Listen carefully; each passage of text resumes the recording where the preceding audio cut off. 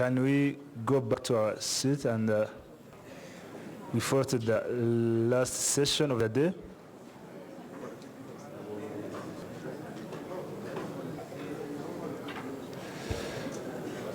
Protocol, mwadufasha abantu basaba imyanya bakicara.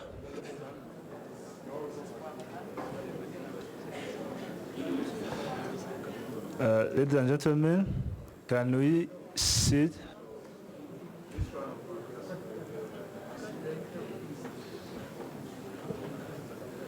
Thank you.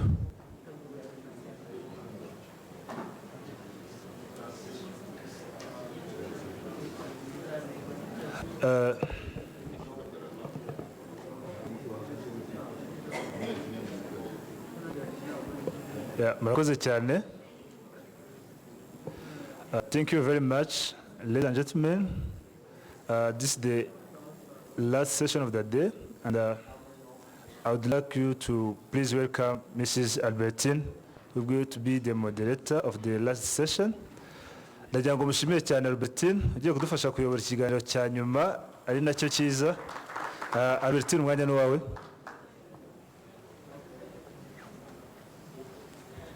Murakoze cyane, mwiriwe mwese. Nitwa Albertine Wimana, nkora muri UNICEF as a WASH specialist.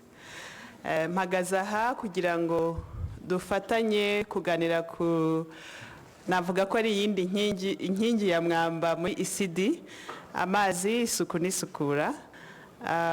Ntabwo tuzanye ibisubizo ku bibazo bihari, ahubwo turagira ngo iyi session idufashe kuvugana icyo twakora, twumvikane na recommendation twafata. Hanyuma ndaza kuba ndi kumwe na bagenzi banjye dupartaja experience.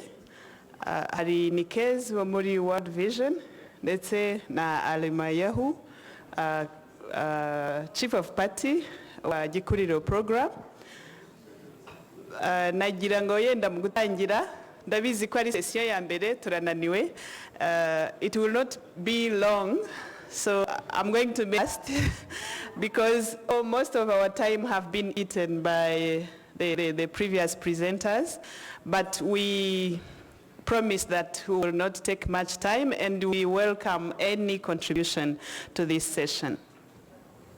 Thank you very much. I will be talking in English and mixing with Kinyarwanda, but as I said, I welcome our dear partners, Alexi, who is here present with the NECDP.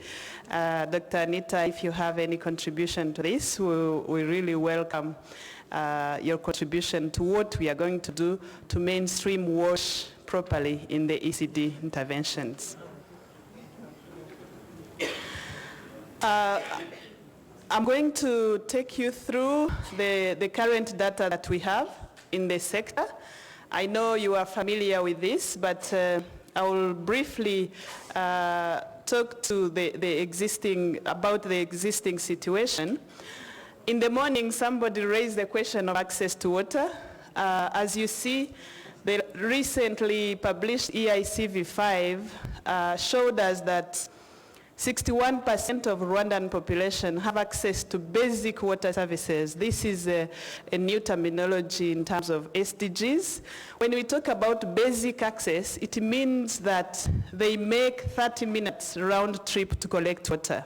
So if somebody makes more than 30 minutes, including waiting time, then we say he has access but a limited service, because it takes much more time and it affects the service. Also, 66% of our households in Rwanda use improved sanitation services, which are not shared. Why are we talking about sharing? It's because the sharing affects the quality of the service, and we encourage every household to have a sanitation service. Only 12% of households have a place to wash hands. This is by DHS in 2015. And less than that have soap and water. You know, this is a very cheap intervention. We don't need really to invest a lot in calling people to wash their hands, but it's also the one of the indicators where we are not really doing well. I was happy with the previous presentation by Michael that in the ECD, where we have the ECD services, this indicator goes high. It means that it's not about a lot of investment, it's about a behavior. And it has been shown that by evidence that 47% of most of our diseases can be avoided by only washing hands with soap.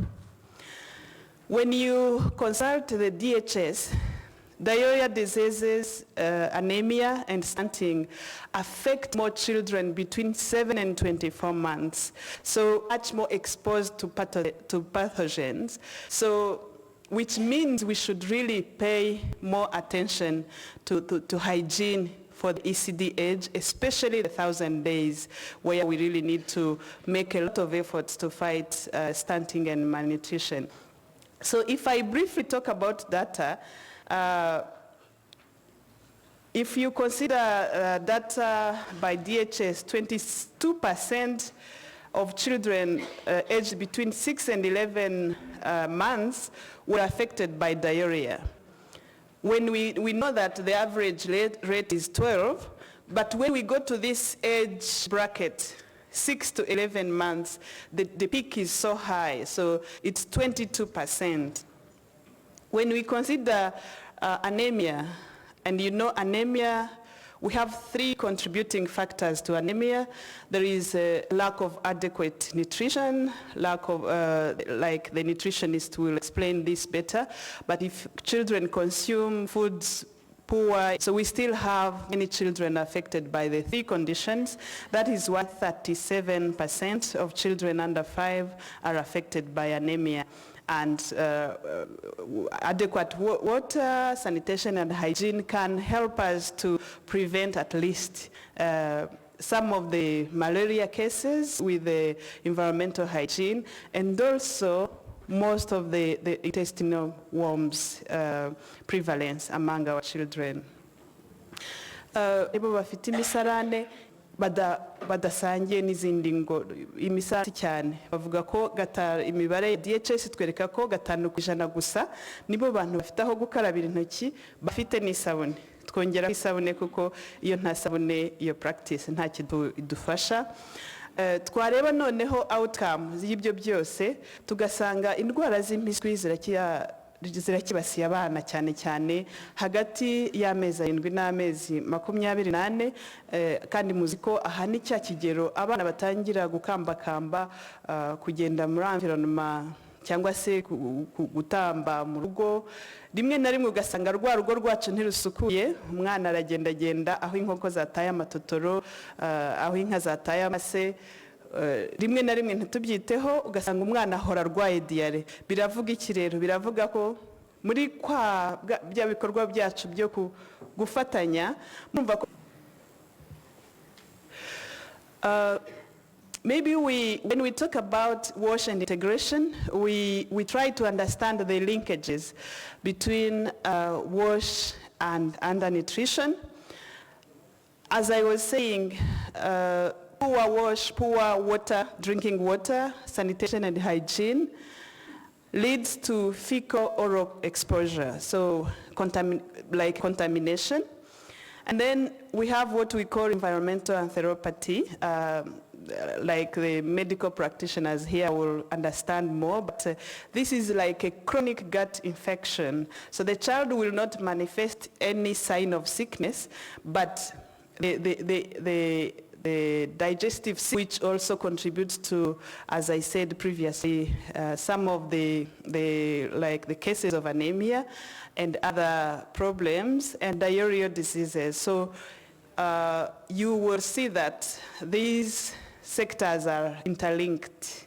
So we have to find a way of integrating our nutrition, water, sanitation, and hygiene interventions to achieve the optimum result in terms of fighting undernutrition. So we will have a next, my colleagues will talk more about akambakambira he. Okay. So this is a young child who moves around, and he doesn't really know the environment in which he moves around. Most of the time we will see our mothers, when they go to farm, where do they leave the children? So those who are on field, you see some of the children are left in the farm. The mother is cultivating, and the child is exploring the environment, sometimes putting putting everything on his way in the mouth. So some of our parents are not really sensitized on the way to keep these children away from the contamination.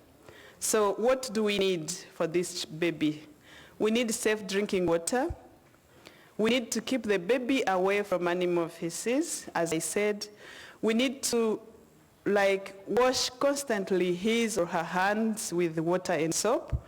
We need to keep the environment safe. So we need to make sure the environment where the child is playing is clean and safe. And then we need to keep away from child and adult feces. So these are in summary, what we mean by WASH-specific interventions in the ECD program. So I will call upon Nikes and Alex. He made our life easier with the with the version of his name in Kinyarwanda or in the user-friendly manner. So please come forward for the next session. So I will be asking them questions, but I welcome everybody to contribute. So I know you have all experiences. We both work on the field. We know what happens. We have local leaders here. We have our other partners and the government representatives. So please feel free to contribute to the questions. So to understand better, first question I will ask Nikes maybe to introduce yourself. Good afternoon. For those who are can you tell us about the WASH-specific interventions for young children? Yeah, thank you, and thank you for the first presenters. From the previous presentation, we had many things or many results showing that Lily WASH can contribute a lot to ensure the safe environment for child to grow. And we recognize also that WASH is like fundamental for or a basis for all economic development. But when it comes to the development of a child, it's become more important and more obvious because it protects child from getting diseases, mainly infectious diseases. And we saw from Albertine's presentation, this context or the level of access to different WASH facilities and practices for our children. So when we reflected around what can be done to ensure the optimum growth for our children, we realized that there are some critical moments that WASH should be strengthened or taken care of to ensure the optimum growth of children. So for World Vision perspective, we have 5 key hotspots moments that we need to ensure that a child or a mother having access or practicing safe WASH behaviors. And those moments include during the pregnancy. We recognize that during the pregnancy, the mother needs 300 kilocalories per day additional to what she's consuming. And that may be diluted or hindered by the long distance for the mother to go to fetch water or due to infectious diseases. So during the pregnancy, we need to ensure that the WASH condition of a mother are taken into consideration. Another second hotspot is during delivery and labor periods. During that period, a mother can encounter different infectious diseases when the WASH condition of the health facility and the health practitioners are not well taken into consideration the hygiene practices. Another moment is a postpartum period, and another one is during child first moment or mobility and the introduction of first food. That's a key critical moment in the 1,000 days where we need to ensure that wash conditions are seriously taken into condition. And then from 3 to 6 years during the ECD centers, they're also another way of equipping children. So during the pregnancy period, we wish to ensure that mothers of households are prepared to safe hygiene and wash condition for the family to be able to allow the mother to cope or to have safe hygienic practices. Some of those practices, it's take care of the environmental context, where we need to ensure that all pregnant women have access to clean water within 30 minutes to reduce that workload of fetching water at a long distance. And secondly, we need to promote safe hygiene practices for all the household family members. And we also look at the safety of food, what the mother is consuming, hygienically, what are the conditions of the food that the mother is using. And also, we reinforce the idea of the household preparation, how the household is prepared to ensure that the child who will be coming will be hosted in a hygienic environment. That's where we look at where the animals are kept. How are they protected? How feces are being handled? Does the household have basic hand washing facilities? Does the household have an improved hand washing facility with a soap? Does the household have an improved or a safe water handling facility? Or that they have a way of treating the water for drinking? All those conditions are a package which we look for when we are preparing the household for the upcoming baby and for the pregnant mother. And the health facility, we want to ensure that all health facilities, especially maternity and postnatal rooms, are having access to basic sanitation, water, and hand washing facilities appropriate to be used by mother and the health facility staff.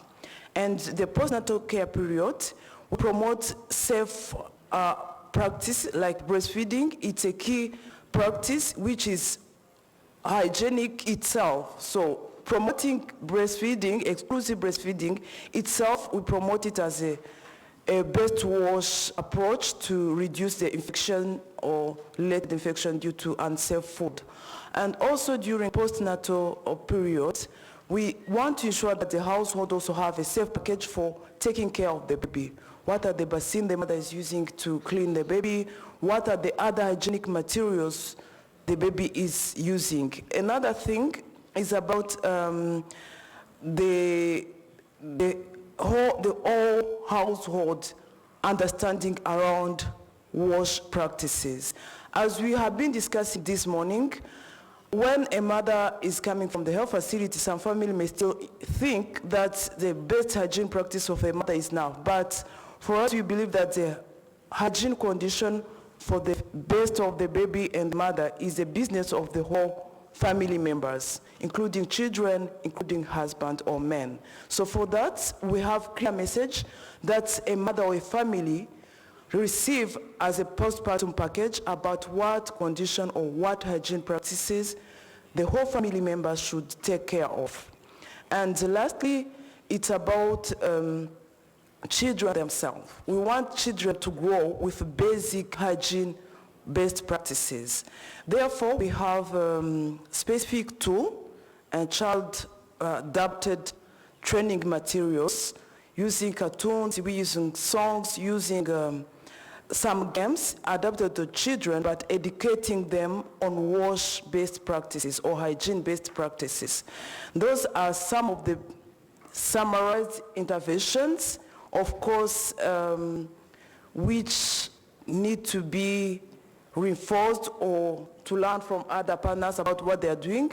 But from our experience, those are some key elements or some process of ensuring that the child is receiving appropriate wash interventions at the first 1,000 day and below 6 years. Thank you.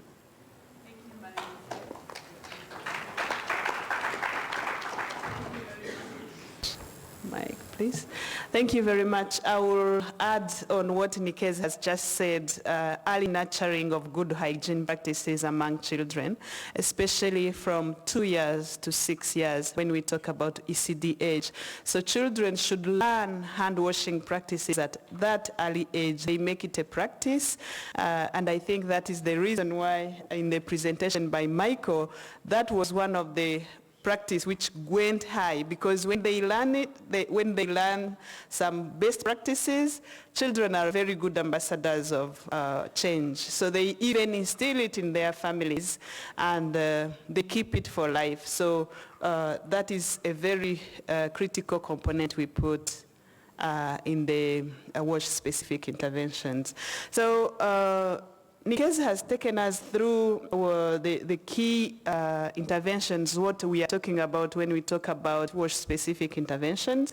And I know, you know, Gikuriro is one of the program in its design is integrated to talk about both nutrition and hygiene. I would like to hear from Alex what's really the lessons learned from the field. And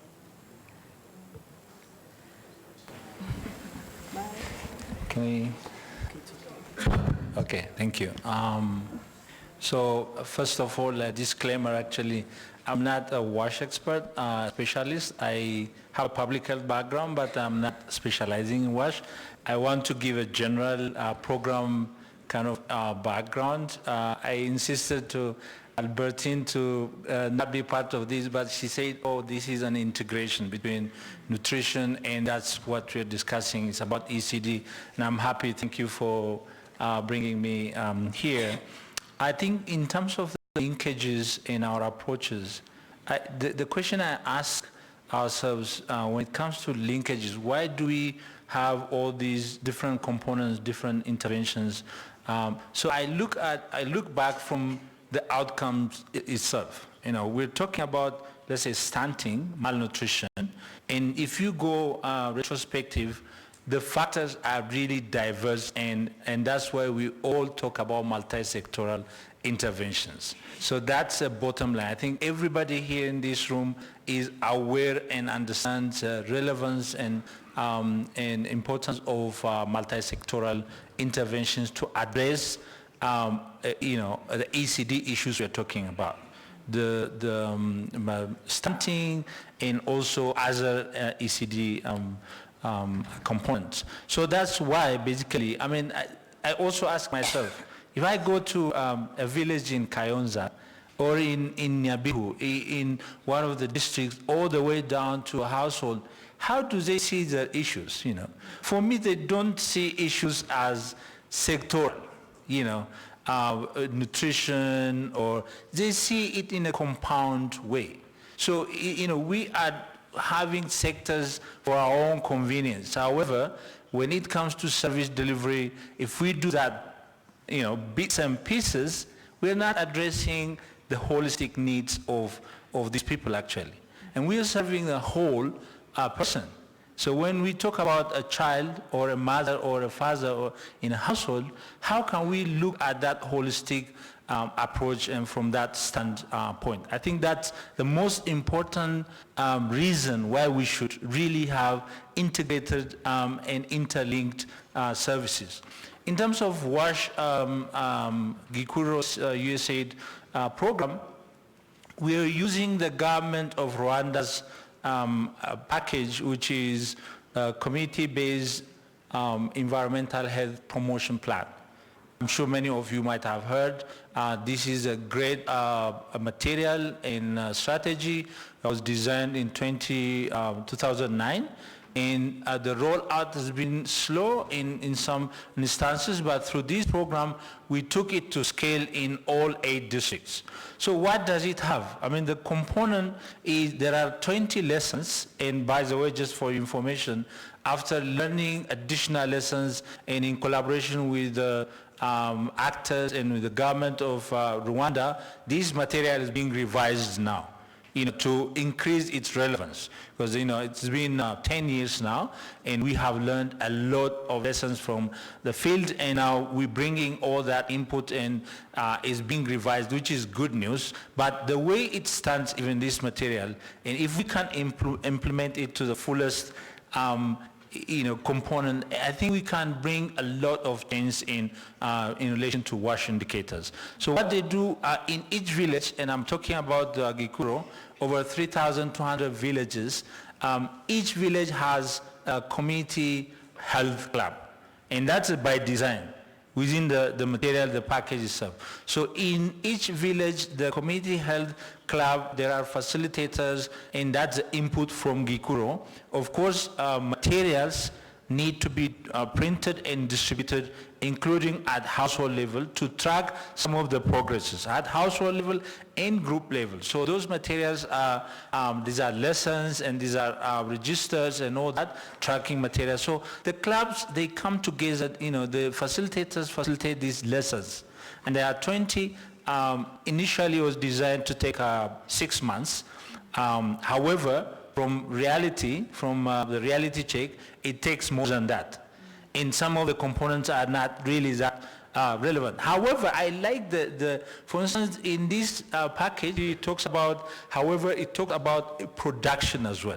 How can households be self-reliant in terms of producing and consuming and all that? So that material is really rich, and with improvement and with the lessons we have, I think it can be much stronger.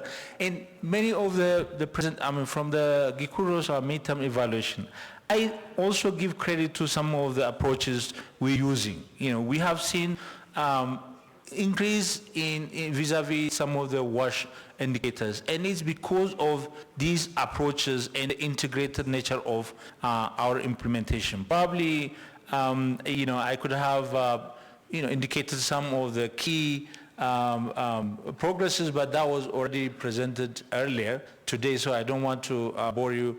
I hope some of you are not even sick of me coming time and again here. But if we do it, and if there is commitment, and if we have a clear strategy, and everybody brings efforts together, I think some of these needs, the indicators can move and bring overall outcome, which is improved nutritional status of the children and in the families themselves. I think that's all about the linkages. Thank you.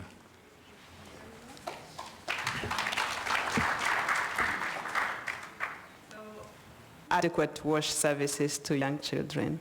So when you see our facilities, let's start with the infrastructures. Are our toilets child-friendly? Are our hand-washing facilities child-friendly? Sometimes I always say that children sometimes are being victims of the lack of adequate services because they are among the people who take much more time in, for example, to fetch water, so missing some of their golden time to play and to learn. So please tell us what you realize in the field, and maybe we will move forward on the next question of what can we do.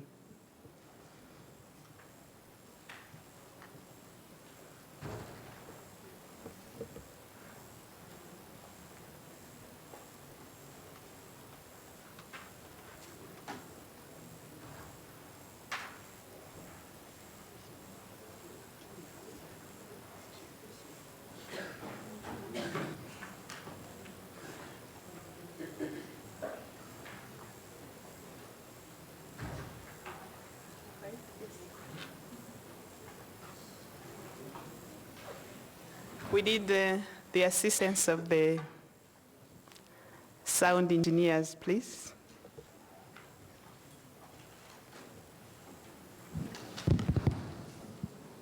Welcome, Dr. Yvonne. Thank you, Albertine. Thank you, panelists. Thank you for bringing the issue of WASH for children, which is really something people have overlooked in many occasions. For example, if you go in household level, you will find that even those who have latrine, these latrine are not child-friendly. The slab is not designed for younger children or maybe 5, 6. It's for adults. Basically, it's designed having in mind adults. You see those who have hand washing station. It's mainly for adults. Even Kandagiru Karabe, which is the easiest to use, children will be able to use. You will find even the place we put soap, it's more elevated than where the child can reach. So even the accessibility, where the toilet is on a corner. Sometimes you have to go up like that. So the child is not able to reach that facility alone. So that is household. Going into the school, many of the schools have toilets that are meant to be used by adults, but not children really. Even the ECD centers, even the home-based ECD, you will find some really not child-friendly. So for me, it's a very good thing that you bring up that the wash facilities should be able to serve the child. So I'm looking at that picture. Actually, I like that picture a lot. When most of our communities, we think protect the child against human feces, but you don't think about animals. Chicken are roaming around in the compound. Chicken are zirata matotoro ahantu hose, and the child is crawling all over. So we don't consider that is a risk for a child. So I commend you for bringing up those issues. Thank you. Thank you very much. I've been reminded that we only have 5 minutes. Please speed up. Okay, thank you. Thank you for bringing it, but I wanted to remind the intervention of PS Minarok this morning that we should be happy at where we are now. So many things has been done, including improving WASH. And if we agree, but we have to observe and to think. It's a kind of controversial of the rights of the children. I'm speaking from rural area. And I'm asking myself, what if I tell the mother not to put children in the house?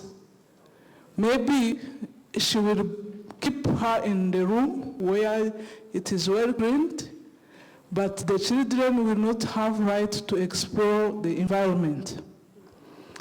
So that is a controversial. Are we ready now to tell the mother that don't let your children go out, or we are hindering, at the other side, we are hindering children's right?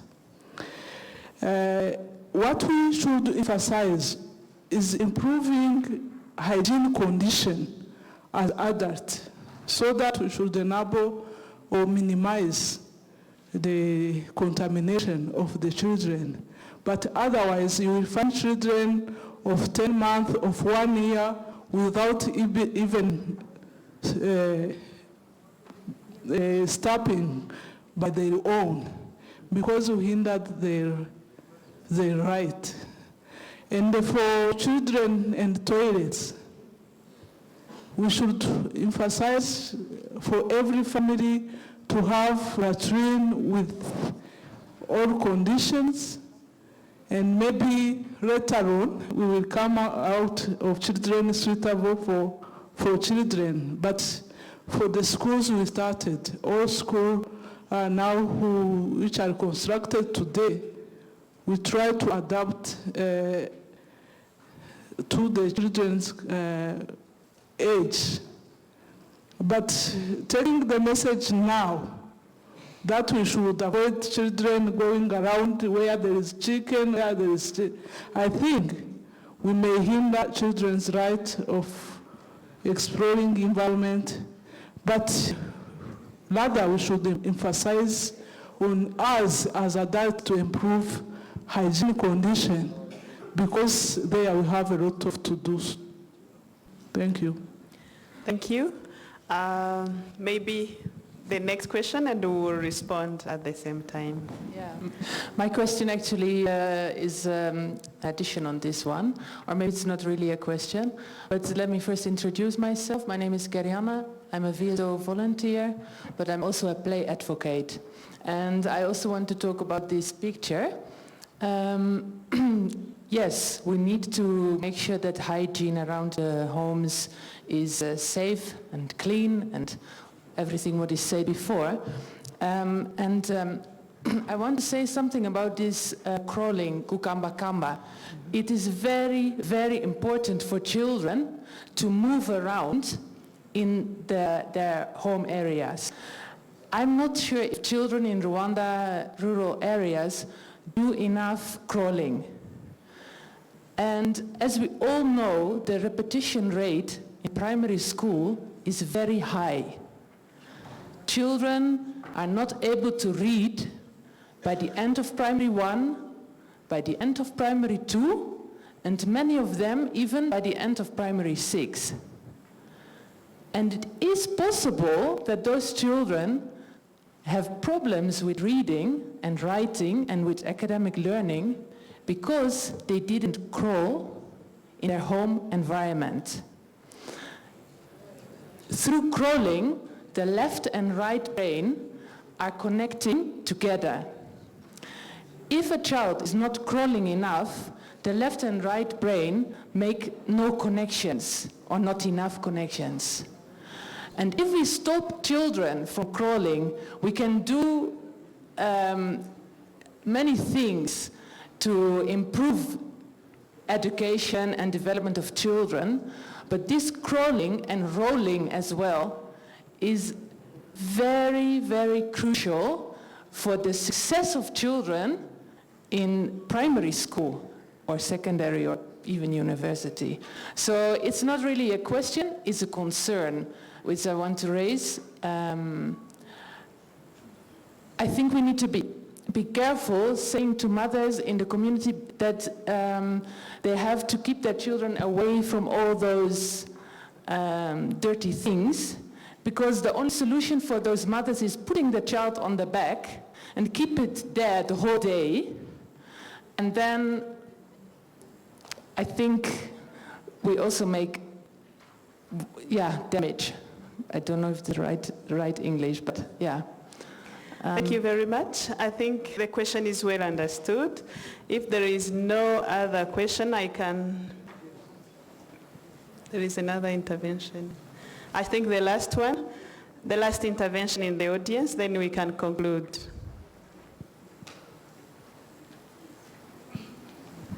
Thank you. My name is Michael Karangwa from NCDP.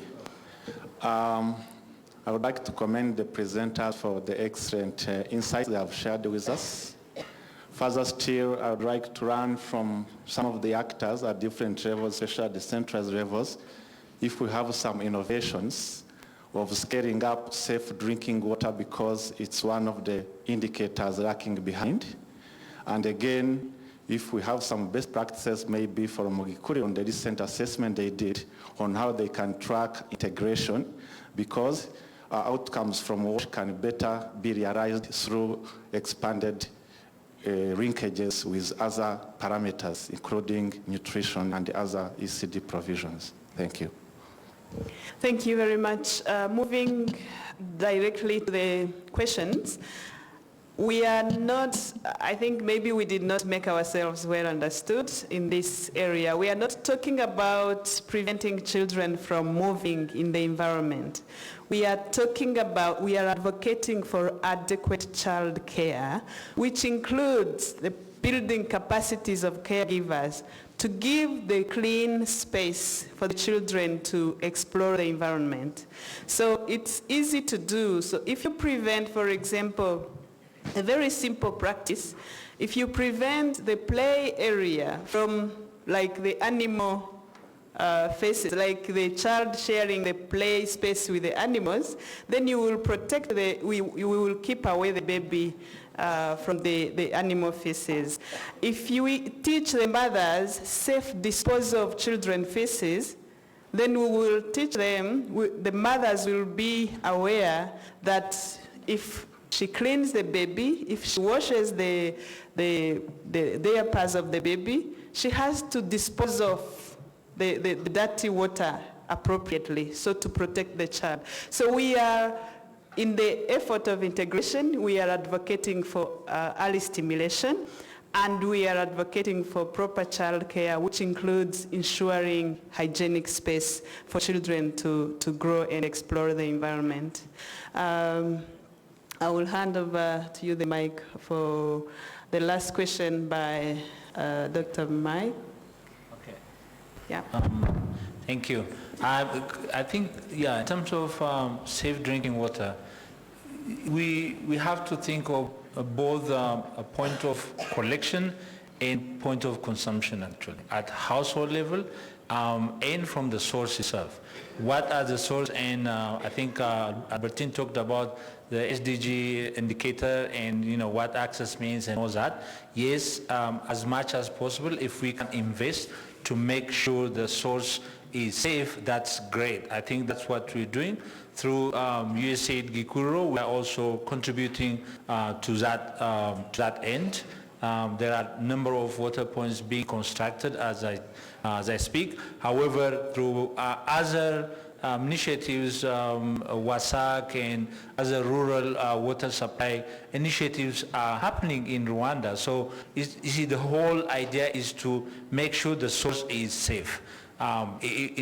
Eventually might be treatment included and all that. However, at point of consumption, at household level, how do we keep it safe?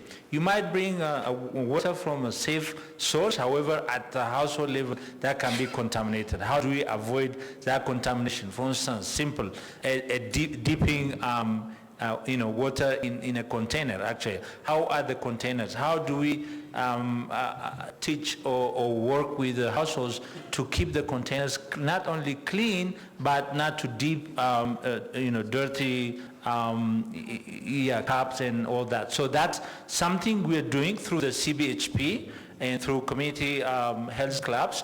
However, there are other initiatives we are taking now.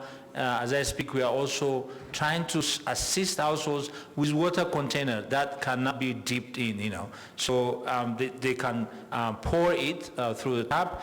And I don't want to talk about figures. Probably Dr. Yvonne can say how many we are doing. I think this is one of the things, one of the contributions we can make. We are purchasing, this is not expensive. For vulnerable households, one category, if we can do that, and if they see the kids are safe and they are not sick, next time they can afford, as the income at household level grows, I think they can become self-reliant. So, it's the container, it's the hygiene, the storage, water storage, and also water treatment.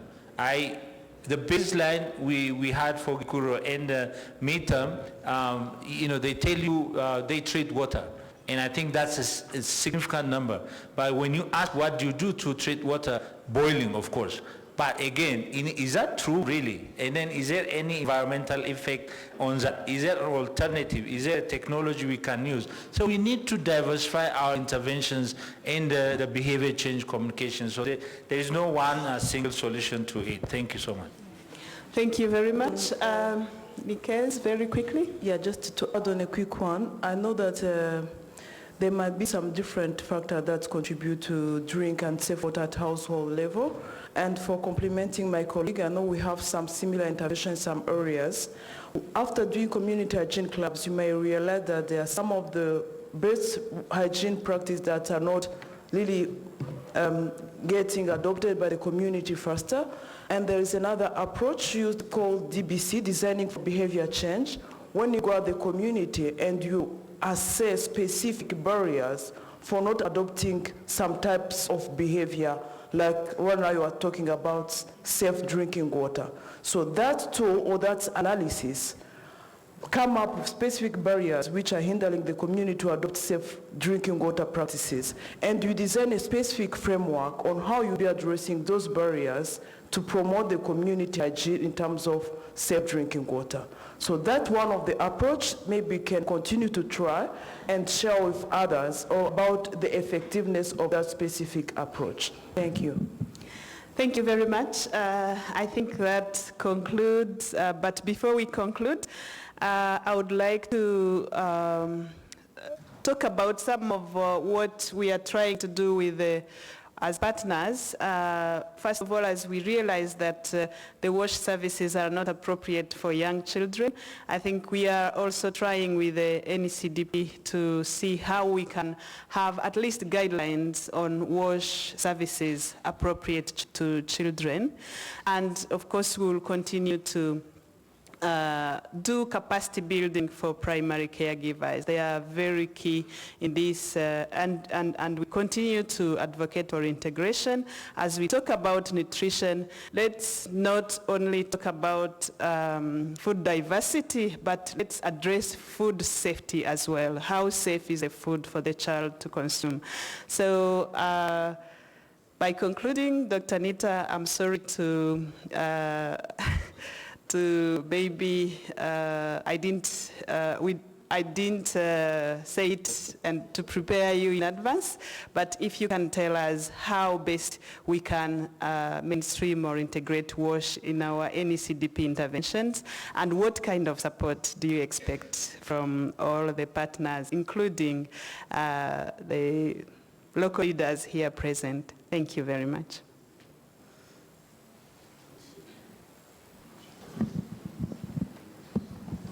Thanks, Albertine. I think part of this is already part of what we're doing when we're speaking, integrating services. And I think they quite elaborated it, so I'll make sure not to get so much into it. But the other aspect is to very intentionally recognize that it's important to improve, WASH in a whole. There is a lot that is going on. She did mention, Vice Mayor from Rwanda did mention, while we still have a long way to go, but it's also important to recognize what has been achieved. And it's very important not to want to suddenly jump from point A to point Z. Yes. Because the context that you're in has to be ready for where you're going into, to avoid unintended mishaps. Mm-hmm. Now, most importantly, we have to, first of all, people have to understand the importance of proper hygiene. Yes. Some, we have to face it. Some might not be realizing how bad it is. So it's upon all of us in this room and others to make sure that people understand the importance. I am a believer that once a parent understands the importance and the goodness of something to their child, somehow they will switch to do it. I don't think they do it because they have ill intentions for their children. So I think if we see it still happening, we should always bring it back to ourselves to blame because we haven't done enough to get them understand why they should be changing. Yeah. And then we have to do it right in the homes where they are. This is one of the elements. If we are going to succeed, it has to be in the home. We have to take into the realities of that home and then build onto that. But main point is we must integrate these in all the services that we are offering so that it can indeed be owned up by the people themselves. I'll stop at it. Thank you very much, and thank you for your kind attention. I think the motto with UNICEF is you can divide a child. So let's have, as Alex said, at the community level, they are not seeing nutrition, health, or education. They are seeing the child, and every parent needs the best for his child. So let's support the parents with adequate messaging, which integrate all the services that are needed for young children. Thank you very much.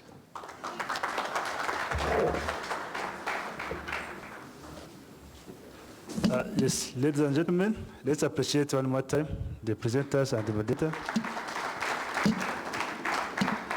Yes, I hope the end of the long day, the busy day. This is the end, but we have few announcements. As you know, we have two days of the conference. Tomorrow will be here at morning at 8. The last announcement, which is, let me make this clear. Outside here, we have a cocktail. It's time to mingle, it's time to networking, and we invite you all, and don't miss this opportunity, and don't miss those comments we had, and you have never opportunity to present it, and make sure you release it during our networking. Murakoze cyane, tugeze ku musozo w'umunsi wa mbere. Ejo turafite umunsi wa kabiri, turahurira hano amasane ya ni saa mbiri n'igice twiyandikisha. Hanze dufite refreshment, tugiye kwakira, tumenyane, tuganire, ibibazo tutabajije tubibazane hano hanze, kandi twishimire Kigali, umujyi wacu mwiza. Murakoze. Ariko tutarataha, abantu bakomeje guta ibintu. Hari umuntu wateye telefone, umuntu wateye telefone ye yanditseho ITER, yaza hari inyuma kuri protocol. One who maybe he lost his phone, and you can come to pick it at the back of the hall.